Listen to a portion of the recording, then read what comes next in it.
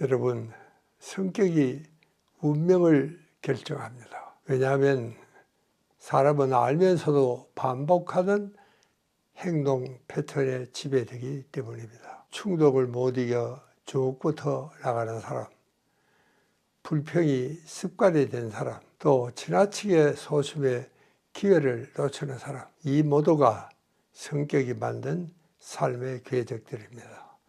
하지만 중요한 건 성격은 바뀔 수 있다는 사실입니다.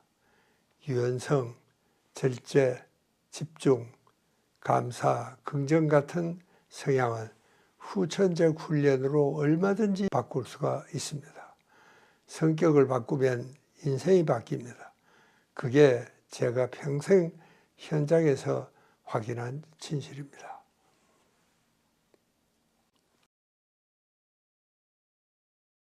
우리의 마음은 그냥 생기는 것이 아닙니다. 뇌 속 세 가지 물질, 도파민, 세로토닌, 노르아드레날린이 우리 감정과 행동을 결정하는 요인들입니다. 도파민은 호기심과 도전, 세로토닌은 안정과 공감, 노르아드레날린은 불안과 충동을 만들어냅니다. 같은 상황도 어떤 물질이 터지느냐에 따라 전혀 다른 반응이 나오죠.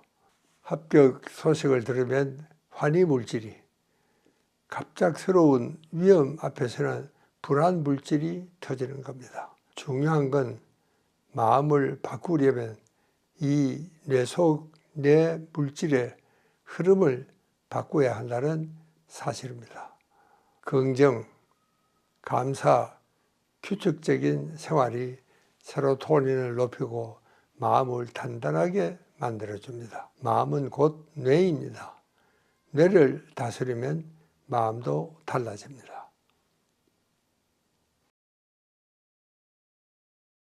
여러분, 오늘의 한국 사회가 왜 이렇게 불안하고 공격적일까요? 뇌과학은 그 핵심 원인을 세로토닌 부족에서 찾고 있습니다. 세로토닌은 인간의 본능을 조절하고 감정을 안정시키고 전두엽이 제대로 작동하도록 균형을 잡아주는 중요한 물질입니다. 이게 부족하면 충동이 폭발하고 중독, 폭력, 불안 같은 현대인의 문제들이 줄줄이 따라 나옵니다. 그래서 저는 세로토닌을 현대사회의 구원자라 부르고 있습니다. 중요한 건 세로토닌은 우리가 마음먹고 생활만 바꿔도 얼마든지 올릴 수 있다는 사실입니다. 규칙적인 운동, 햇빛을, 또 감사, 명상, 따뜻한 인간관계, 이 모든 게 세로토닌을 자연스럽게 채워줍니다. 걱정보다 필요한 건 잔잔한 행복입니다. 그 행복을 만들어주는 힘이 바로 세로토닌입니다.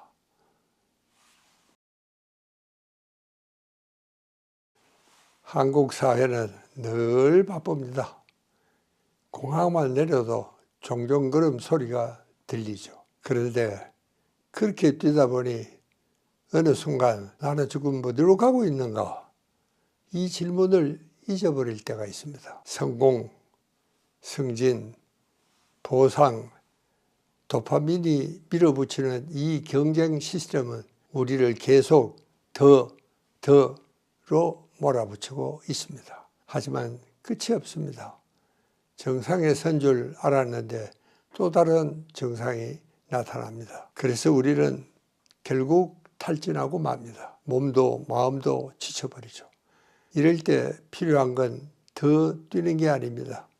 잠시 멈춰서서 내가 왜 뛰는지를 물어보는 일입니다. 방향을 잃은 속도는 불행입니다.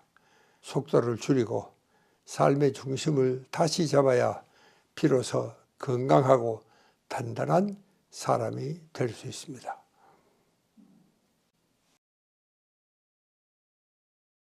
한국인은 참 잘 달립니다. 운해형 기질, 도전정신, 근면성으로 그 짧은 시간에 우리는 기적 같은 성취를 이루어냈습니다. 그런데 문제는 너무 잘 달린 나머지 멈추는 법을 잊어버렸다는 데 있습니다. 사람은 계속 달리면 결국 쓰러집니다. 몸이 보내는 경고를 무시하면 어느 날 갑자기 병원에 누워서야 멈출 수밖에 없게 되죠. 쉬는 건 게으름이 아닙니다. 창조성도 회복도 균형도 멈출 줄 아는 사람에게서 나옵니다. 조금 속도를 늦추고 주위를 돌아보고 뇌 안의 소리를 들을 수 있는 여유를 가져야 합니다. 그 잠깐의 쉼이 인생의 방향을 다시 잡아주는 가장 큰 용기가 된다는 사실입니다.